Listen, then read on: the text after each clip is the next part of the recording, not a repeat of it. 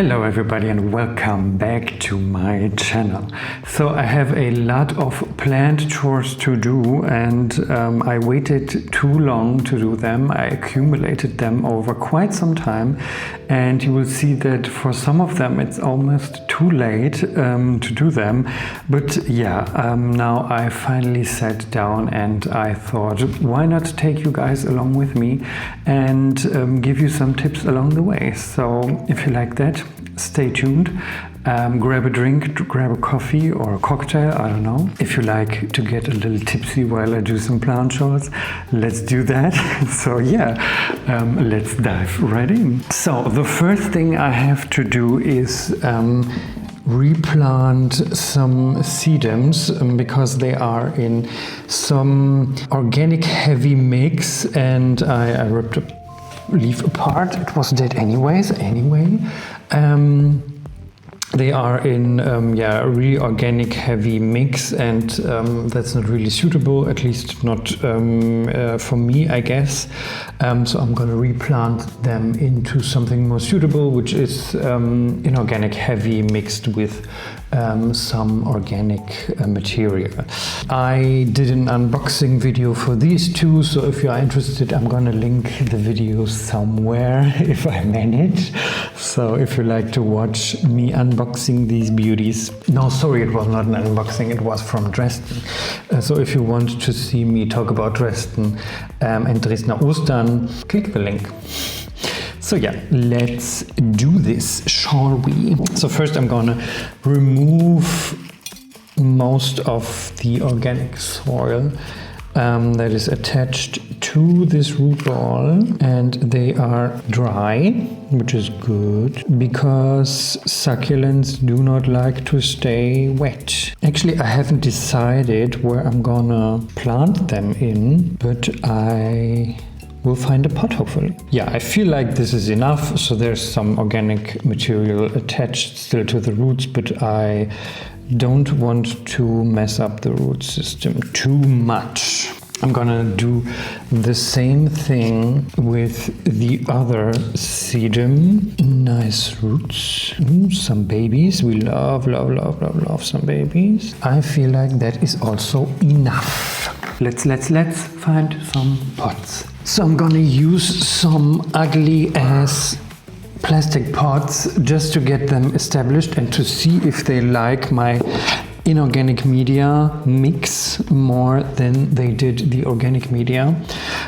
So I have some remains of some other replantings, so there's a lot of pumice in here, then a mixture of, let me check. So I have a mixture here consisting of pumice lava and zeolite, and it is these fine granules, and then I have a little bit of larger grains of pumice, and then I mixed in some diatomaceous earth.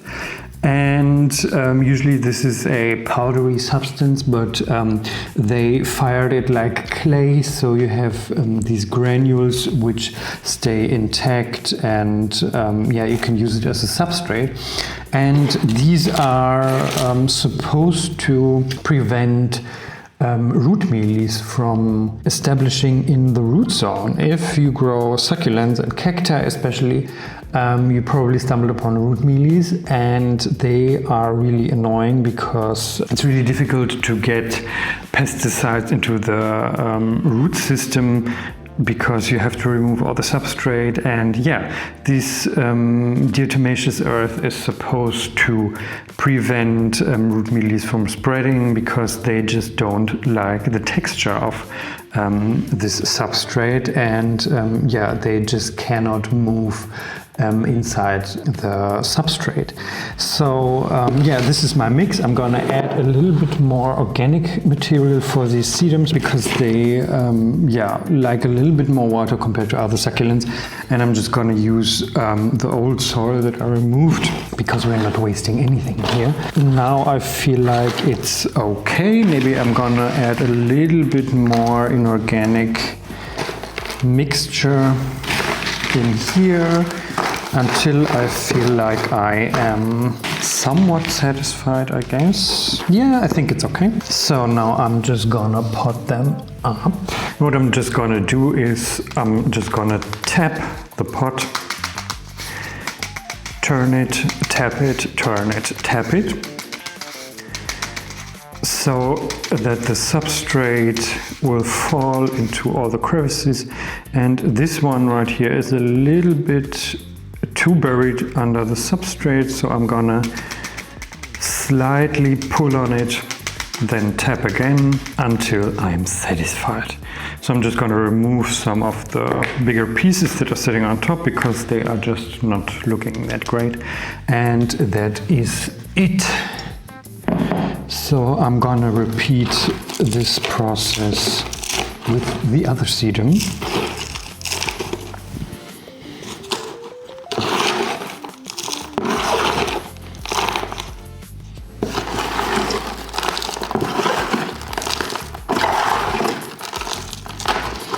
And then again, once I've filled up the pot, I'm gonna tap, add some more.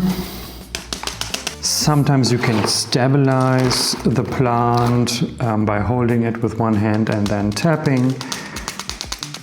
So it gets stabilized by the substrate, and it somewhat worked. So it's okay for now. And then I'm gonna put back the tags because I will not remember their name without the tags. Next thing I have to do, I ordered 2 Haworthias from eBay, and from the top it looks like they are in inorganic media because it's just some stones. But this might just be some top dressing. No, this one looks like it's in completely inorganic matter, but this one has a lot of organic matter at the bottom, and I don't really like that. So I'm gonna remove it and see what it looks like down there. And I'm going to try to remove some of the stones from the rosette because it just got tumbled in the mail, and it doesn't look right. So I'm going to try to remove it. So let's just do that. As I said, it's a lot of organic material, which I do not like. Some new roots are forming, so this is fine. All the stones fell out of the rosette, which is nice. So I'm going to repeat this with this one. This is completely inorganic media, but I don't know the media. So I'm just gonna use my media instead because I know how to water it. No new roots yet, but this is fine. And I'm just gonna use the old pots. But what I'm going to do is add a little bit more inorganic media to my mix, which is left from the sedums.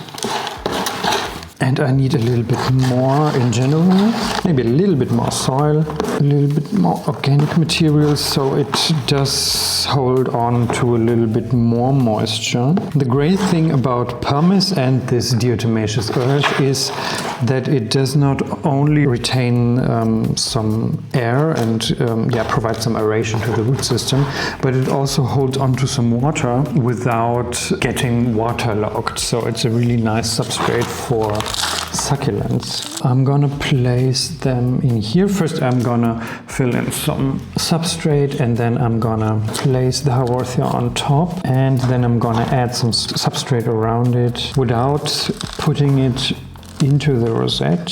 And then same thing, I'm gonna tap so that the substrate can go in between the roots and stabilize the whole plant. Looks good to me.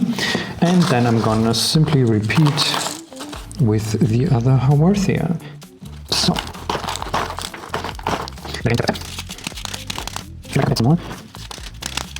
looks good to me. So next thing I have to do is pot up this Lophophora williamsi. I have this already for 1 year now. And it did good. It bloomed multiple times last year, even bloomed recently. And I had to remove the substrate because it had root mealy. and it wasn't weakening the plant immensely or something like that. At least I believe that. Yeah, but I wasn't happy with it. I just don't want any root mealies near my plants, so I decided to remove the substrate, and that's no problem with Lophophorus. You can do that, but then you have to dry them out. So if there are some cuts or some bruises on the taproot, they will dry and callus over, so they are not prone to root rot once you pot them up again. And I took this opportunity to create a pot for this specific plant, and I made this planter with some holes in the bottom, and I think it fits the vibe of the Lophophora, and so I'm gonna put this Lophophora up in this new pot. So I'm gonna just cut a little bit of this plastic mesh so that the substrate won't fall through the holes, and place it on the bottom of the pot, and then I'm gonna fill it up with the substrate. So the substrate will be the mix of the zeolite, lava rock and pumice, and of course mixed with the diatomaceous earth, because I'm hoping that this will prevent future infestations of root mealies. What I did was, once I removed the substrate from the roots, I sprayed it thoroughly with neem extract in order to kill all the root mealies that were in there already. I'm gonna add a good amount of this diatomaceous earth, approximately 1/4, maybe even 1/3, maybe a little bit more. It's almost half, I guess, because I really do not want those root mealies back. And the substrate actually also looks really nice. So I'm gonna fill a little bit in the bottom, just so the mesh gets a little stabilized. I'm gonna add a little bit more because the taproot is not that high. Then I'm gonna test out if this is high enough. Yeah, looks good to me, maybe a little bit higher. And then I'm just gonna fill the whole thing up. Make sure you fill up from all sides so that the plants get stabilized once they are filled up. There's one little granule stuck. Oh yeah, okay, perfect. I'm gonna fill in the rest, distribute a little bit. Tap, tap, tap. Can fill up a little bit more. It looks quite dehydrated. That's normal for Lophophorus because they have a dry winter rest and they shrivel up quite a bit. But they really need this winter rest because they experience this winter rest also in their natural habitat, and they won't bloom as prolific if they do not have this winter rest. I don't even know if they will grow that good without this winter rest, but yeah, you actually have to do it. You have to protect them a little bit from the sun, but here in Germany we don't have that much sun in the winter time, so it's not a biggie. And you basically stop watering them completely from September, October until April, which is now.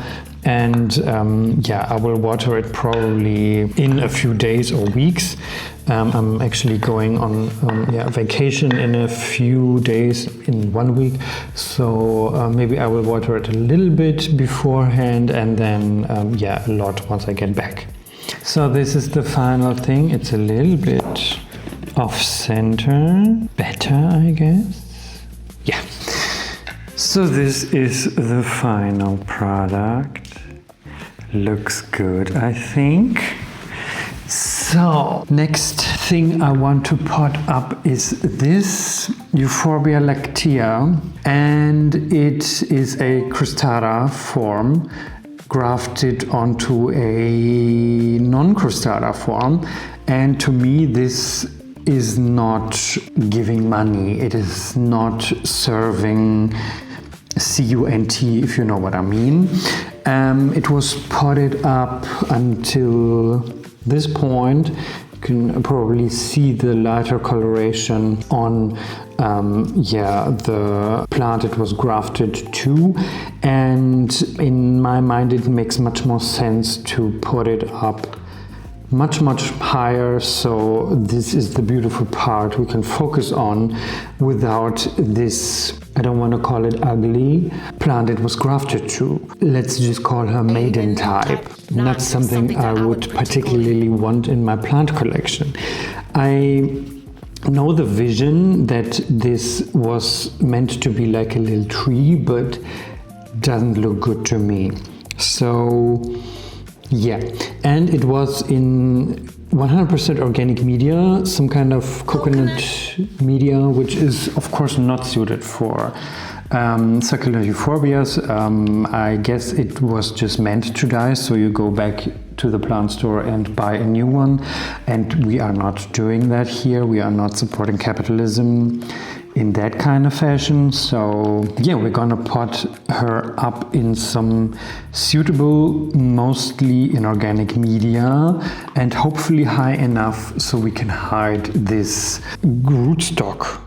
I don't know if you can call it rootstock. It's just not a rootstock, it's a plant it was grafted to. So yeah, so I made another pot which is higher than the one you saw before, and I'm going to repeat the same process. I'm going to cut up some mesh so we don't lose substrate through the holes. Put it on the bottom, and then we're gonna mix up some substrate. We're gonna reuse the organic and inorganic media from the eBay Haworthias, add a little bit more organic material, because I hope,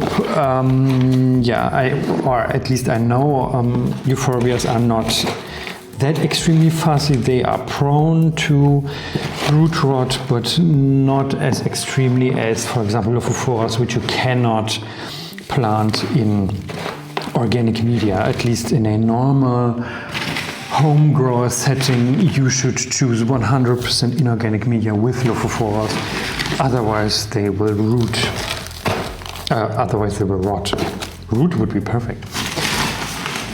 Again, I'm gonna add some diatomaceous earth to prevent those root mealies from getting a grip on those roots.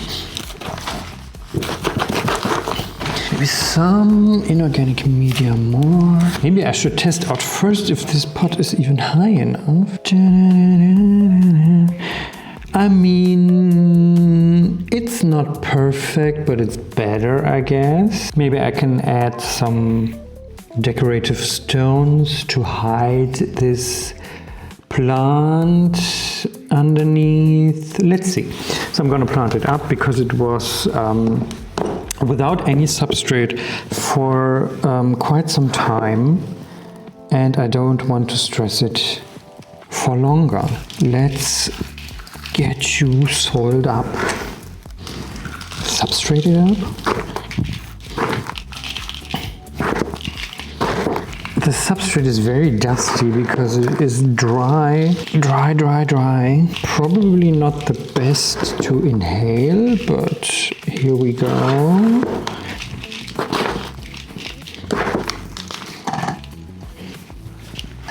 Yeah, I mean, not exactly what I envisioned, but I feel like it looks much better. Much better! Than it has before. So I feel like this is okay because this part is much shorter now, and I can put some stones in the front of this rootstock and try to hide it a little bit. But yeah, I'm happy for now, I guess. It doesn't have to stay in this pot, so let's see how this plant will do. Next thing I have to do is pot up this Tolumnia, which I also bought at Dresdner Ostern. Video is somewhere in the description. And it is just in this pot designed for aeroids.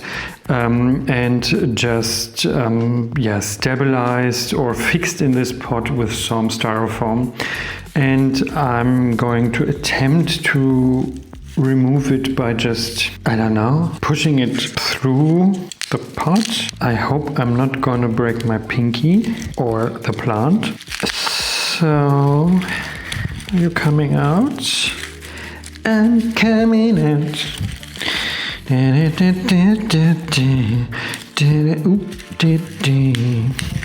I'm coming.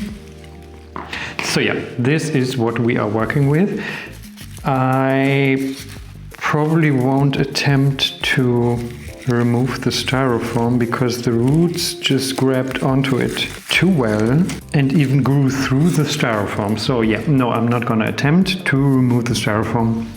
I'm just gonna plant it in this glass pot and put some sphagnum moss around it so you won't be able to see the styrofoam. I have some tolumnias growing in pure sphagnum moss. You have to be a little bit careful in winter when you water them because the sphagnum moss grabs onto quite a lot of water, and this is not very good if your growing environment is a little bit on the colder side, especially in winter. And other than that, they seem to be doing fine.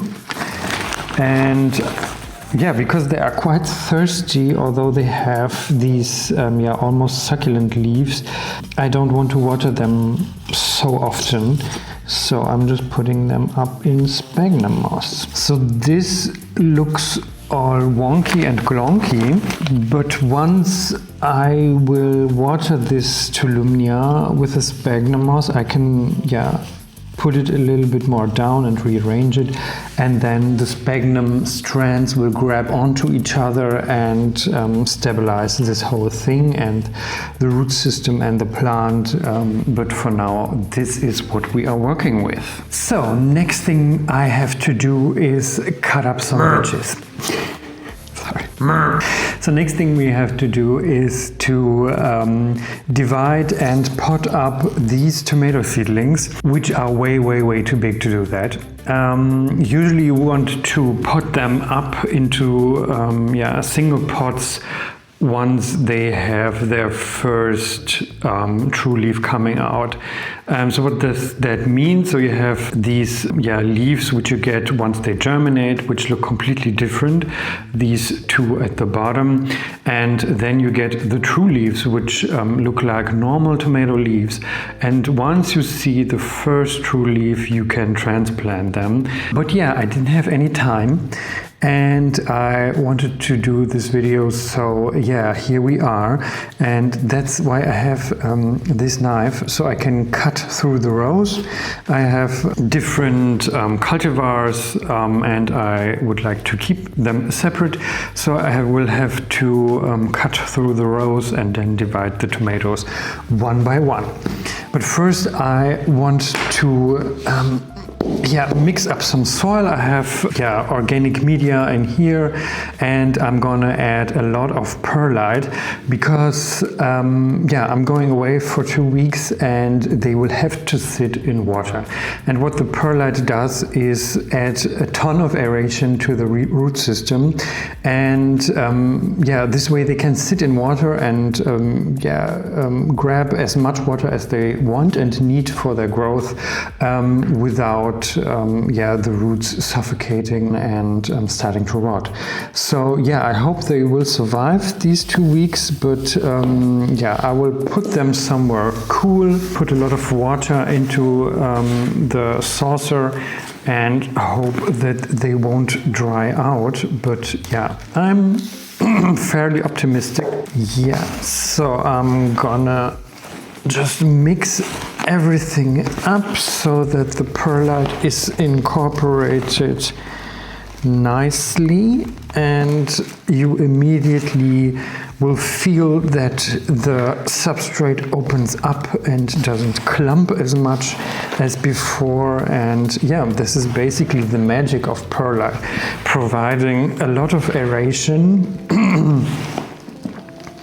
without disrupting the capillary action of the soil, because perlite itself can hold on to quite some water. And yeah, it's just a great addition to most organic soils. It's just beautiful. So I have these old pots which I'm going to recycle, and I'm going to put this aside so you can see what I'm doing. So I'm just going to cut through the rows because the cultivars are planted in rows. Yeah, of course you will cut a lot of roots this way, but tomatoes are very vigorous growers and they will probably survive, hopefully. So the first cultivar I'm growing is Rondobella, and these are all cultivars which are blight resistant. So they are not just tolerant, they are really resistant. They produce tomatoes through October till November to the first frost, and these are really nice cultivars. I think they were bred in Braunschweig, which is in the north of Germany. Correct me if I'm wrong, but yeah, these are really nice cultivars, worth growing if you have problems with blight.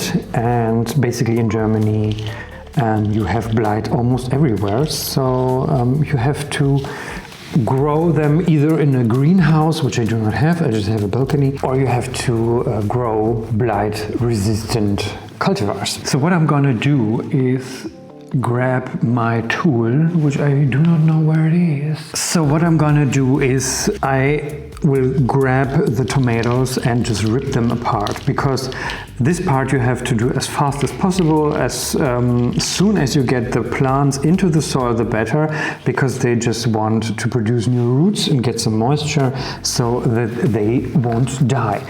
So what I'm gonna do is fill up the pot with soil, grab this tool, you can also use a pen or a pencil or something like that, and just poke a deep hole and put the tomato as deep into the soil as I can, because what this does is the tomato will produce roots along the stem, and more roots means healthier plant, more vigorous plant and stronger plant, and this in turn means more tomatoes. And then I'm gonna just press down the soil and add some more so that the tomato will stand up right. And then I'm just gonna put the tag in, and then I will continue the rows. So I just have to use one tag and not multiple tags. So I'm just gonna repeat this process until I'm done with all the tomatoes.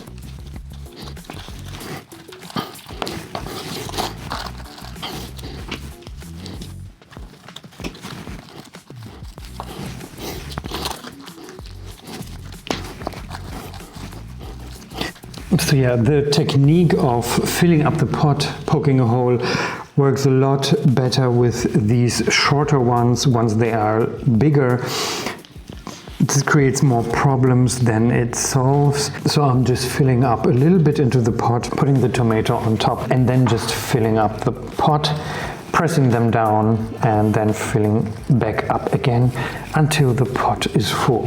It's much faster and works better with the bigger tomatoes. I can show you the difference with smaller tomatoes. I have a small one right here. It looks like a crostata. Anyways, so putting a hole, and then you can put the small tomato in here, and yeah, this works better with the small ones, but with the bigger ones, this technique does not work.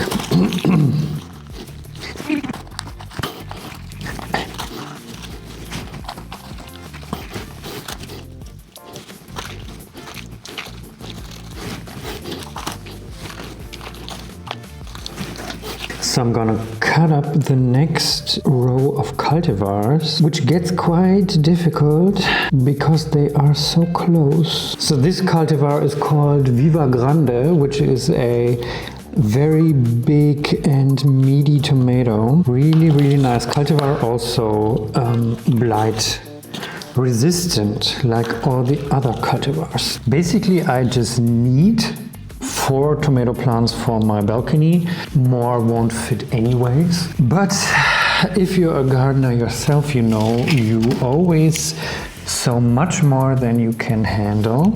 But yeah, it's not a big problem. You can sell the seedlings, you can give them away to friends and make them happy this way.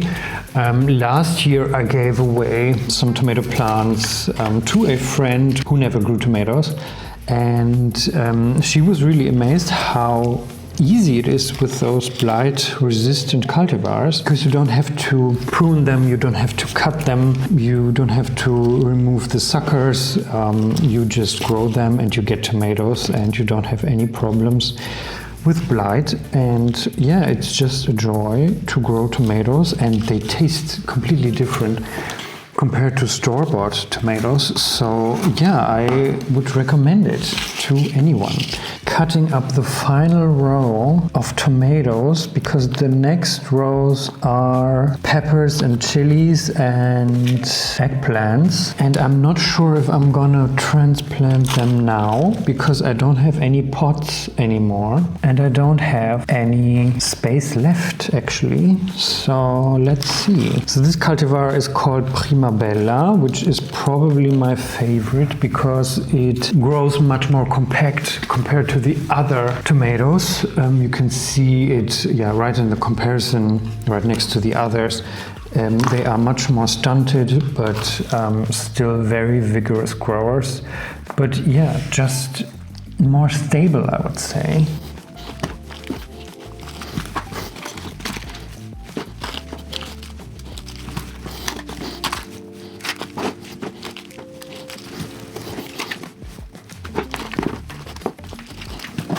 So the tomatoes are all planted up, and what I'm going to do is with this tray I'm going to fill it up back with some soil so that the peppers and the chilies can establish a little bit more before I will transplant them once I get back. Ideally you would sow tomatoes and peppers and eggplants in different trays, because you can see peppers and eggplants need much more time to germinate and to establish. But yeah, I ran out of space. That's why I had to use one tray for everything. The tomatoes are all planted up. They look very sad, very droopy. What I'm going to do is I will water them very, very thoroughly from the top and from the bottom, and I'm going to put them somewhere cool so that they don't evaporate too much moisture from their leaves. And yeah, this way they will plump up much faster. They will grow much slower, which is fine because they will go outside in 1.5 months, which is yeah, quite some time. And yeah, that was it for this video. If you liked it, please give it a thumbs up and consider subscribing to this YouTube channel. And yeah, if you like some updates, I will post some pictures, maybe even a short video showing you how they will look like after some time, after they develop some roots. And yeah, then you will see the final growth of these plants and tomatoes. So see you in the next video. Bye. Yeah. Let me check. Let me check. What are you? What the heck? I lost it again. Am I stupid? Echo, was ist Kieselgur auf Englisch? I have to check what Kieselgur auf Englisch is. What the f...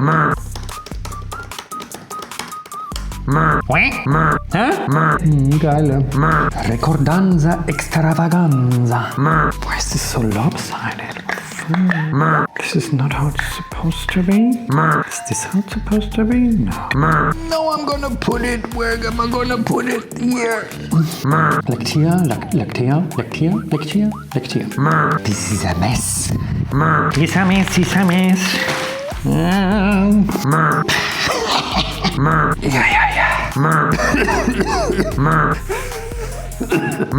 Rondabella. My tool.